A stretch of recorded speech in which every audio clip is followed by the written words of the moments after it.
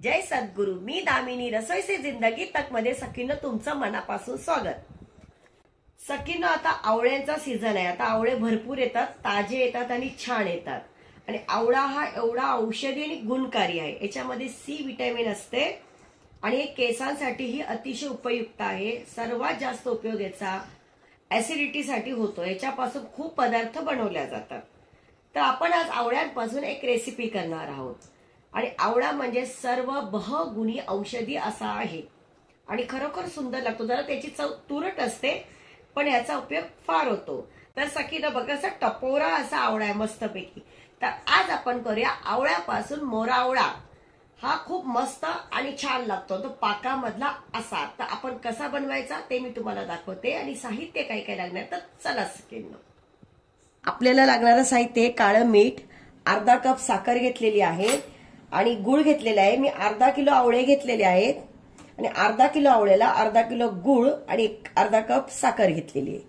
आणि हे मी घेतलेलं आहे ना ते वेलची कुटून घेतलेली आहे। एक 5-6 वेलचे कुटून घेतलेत, त्याच्यामध्ये 2 दालचिनीचे तुकडे आणि 2-3 अशा लवंगा घेतलेले आहेत त्याच्यामध्ये। तर आपण काय करणार आहोत, मी बघा आवळे आहेत ना स्वच्छ असे धुवून नितळत ठेवलेले। आता आपण याला वाफवण्यासाठी ठेवणार आहोत। आपण पाणी गरम करण्यासाठी ठेवलेलं आहे, त्याच्यावरती आपण हे भांड ठेवणार आहोत स्टीम करण्यासाठी। बघा याला अशी ना खालून जाळी आहे आणि याच्यात ते मस्तपैकी बॉईल होणार ते। आणि आपण हे आवळे आहेत ते असे आपण सुट्टे सुट्टे ठेवणार आहोत, म्हणजे जेणेकरून सगळीकडे छानशी वाफ लागेल त्याला। जितके तुम्ही सुट्टे सुट्टे ठेवणार ना तेवढी वाफ छान लागणार। आता पाणी बघा गरम होत आलेलं आहे, आपण त्याच्यावरती काय करूया अशी झाकणी घालून ठेवूया आणि आपण 15 ते 20 मिनिटं, कमीत कमी 15 ते 20 मिनिटं मस्तपैकी याला वाफ आणून देऊया। अरे 5 मिनिटं लागतील आपल्याला पाणी गरम होण्यासाठी आणि 15 मिनिटं आपण आणखीन ठेवणार आहोत। हे बघा आता आपले 15 मिनिटं झालेले आहेत। आपण गॅस बंद करूया आणि आपण बघूया आता आपले आवळे। बघा आवळे मस्तपैकी 15 मिनिटं बॉईल झालेले आहेत छानपैकी। हे 15 ते 20 मिनिटच बॉईल करून घ्यायचे। बघा छानशे शिजले गेले, तुकडे होत आहेत की नाही असे, खूप गरम आहे ते बघा असे तुकडे होतात म्हणजे ते छानसे वाफवले गेलेले आहेत आहे की नाही। आपण आता हे काढून घेऊया सगळे। हे चिरा पडला म्हणजे समजून जायचं की आपला आवळा छानपैकी बॉईल झालेला आहे। आता आपण याला एक 5 ते 10 मिनिटं थंड करायला ठेवूया।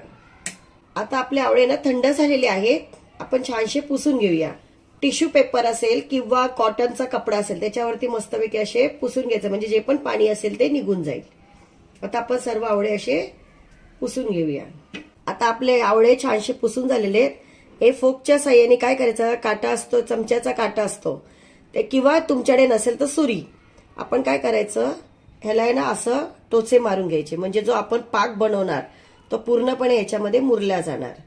बघा छानशे बॉईल झालेत की नाही ते, म्हणून मस्तपैकी टोचे मारल्या जातात। आपण सर्व आवळ्यांना असे टोचे मारून घेऊया। आपण सर्व आवळ्यांना फोकच्या साह्याने सगळे असे टोचे मारून घेतलेले आहेत।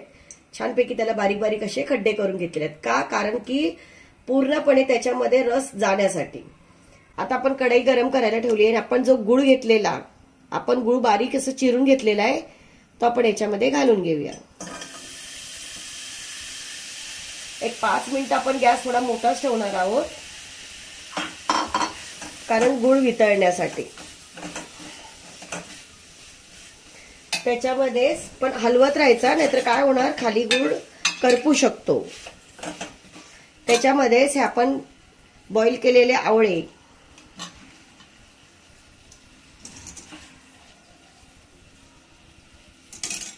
आणि ही थोडीशी साखर। साखर टाकण्याचं कारण काय माहितीये का, मोरा आवळ्याला चकाकी येते साखर टाकल्यामुळे, म्हणून आपण त्याच्यात साखर घातलेली आहे।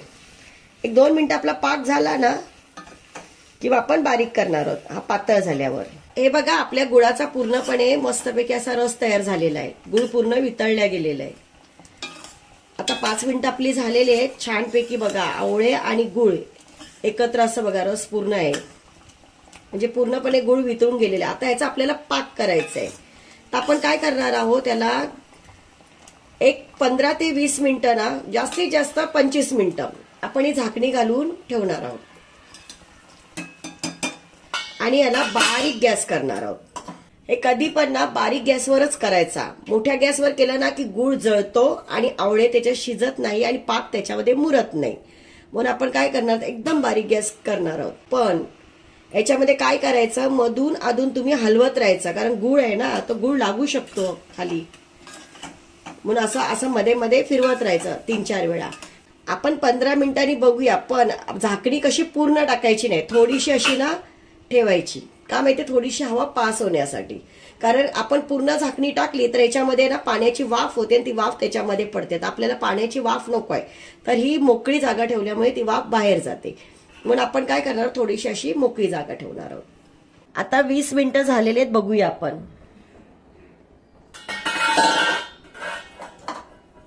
हे बघा कसे मस्त गुलाबजाम सारखे झालेले आहेत की नाही. आणि कलर बघा किती छान यायला लागलाय. पण अजूनही झालेलं नाही पूर्ण, कारण हा जो रस आहे, गुळाचा पाक आहे, तो कसा अजून पातळ आहे, तो जरा घट्ट व्हायला पाहिजे. आणि याच्यामध्ये कलर आला याच्यामध्ये बघा छानपैकी, पण अजून पाक पातळ आहे. आता त्याच्यामध्ये आपण चवीनुसार मीठ, थोडंसं मीठ घालायचं, कारण हे गोड आहे, पण जरा थोडंसं मीठ घातल्यावर चव छान येते. आणि आपण घालत आहोत काळं मीठ. आणि जी आपण वेलची, जी कुटून घेतलेली वेलची होती सालीसहित, त्याच्यामध्ये दालचिनीचे 2 तुकडे, 3-4 लवंगच्या तुकडे आपण घालणार आहोत.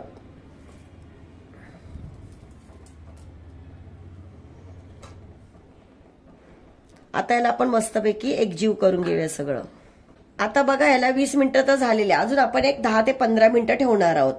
ह्याला शिजण्यासाठी अर्धा तास जातोच जातो. जितकं तुम्ही बारीक गॅसवर शिजवणार याला छानपैकी, तेवढा जो गुळाचा पाक आहे तो त्याच्यामध्ये रस पूर्णपणे मुरला जातो आणि आवळा एकदम टेस्टी आणि छान होतो. तर हा पाक जरा थोडा घट्ट व्हायला पाहिजे थोडासा, म्हणून आपण अजून एक 15 मिनिटं ठेवूया. म्हणजे हे सगळं आपण जे वेलची आणि जे दालचिनी आणि लवंग टाकलेली आहे ते सर्व त्याच्यामध्ये मिक्स होणार बरोबर.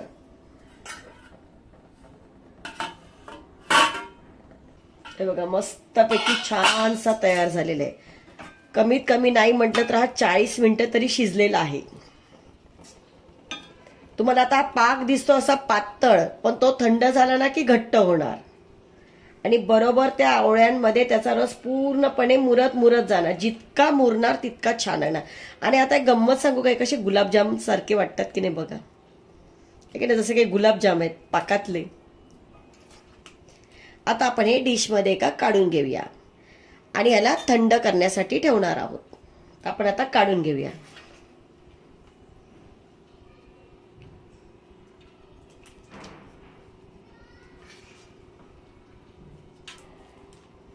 गॅस बंद करून घेऊया. मस्त कलर आलाय की नाही चॉकलेटी असा त्याचा, म्हणजे आपला पूर्णपणे तयार झालेला आहे. गरम आहे. याला आपण थंड करूया. थंड केल्यानंतर हे आपण काचेच्या बरणीमध्ये भरणार आहोत. हे अर्धा किलो म्हणजे जवळजवळ 1 किलोचं झालेलं आहे.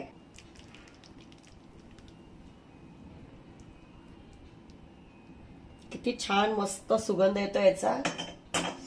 जसं आपण याचा कैरीचा मुरंबा करतो की नाही तसं छान झालेलं आहे. आपण याला आता थंड करायला ठेवूया.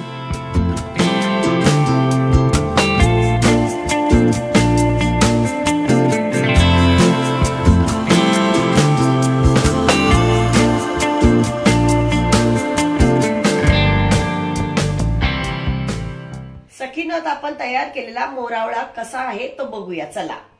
किती पाकातला मस्तपैकी झाला आहे की नाही गुलाबजाम, जसं गुलाबजाम. हे बघा किती मस्त रसरशीत आणि छान गुलाबजाम सारखंच आहे की नाही. बघा किती रस आहे त्याच्यामध्ये. आणि हे मुरणार, जितकं मुरणार तितकं छान लागणार. हा वर्षभर खराब होत नाही. आता आमच्या घरात तर 2-3 दिवसामध्येच फिनिश होऊन जाईल. एकदम सुंदर आणि छान अक्षरशः गुलाबजाम दिसतायत की नाही. सखीनं मोरावळा बनवलेला आहे तो शक्यतो काचेच्या बरणीमध्येच ठेवायचा किंवा चिनी मातीच्या बरणीमध्ये. तुम्ही जेव्हा वर्षभर टिकवणाऱ्या वस्तू असतात ना ते शक्यतो काचेच्या बरणीमध्येच ठेवावेत. आणि कोणतीही गोष्ट पाण्याचा त्याला थोडा पण अंश नाही लागला पाहिजे. जर पाणी लागलं तर त्या वस्तू खराब होतात. आता आपण हे केलेलं आहे ते आपण वर्षभर टिकवू शकतो. कसं काय, तर त्याला हवाबंद मध्ये ठेवायचं, जिथे पाण्याचा हात लागणार नाही अशा ठिकाणी ठेवून मस्तपैकी ठेवून द्यायचा. वर्षभर खराब होत नाही. जितका हा मुरेल तितका आवळा हा औषधी होत जातो. तर तुम्ही तसा बनवून बघा. तुम्हीही असं करून बघा आणि मला कमेंटमध्ये सांगा. आणि माझ्या चॅनलला लाईक, शेअर, सबस्क्राईब करा. थँक्यू.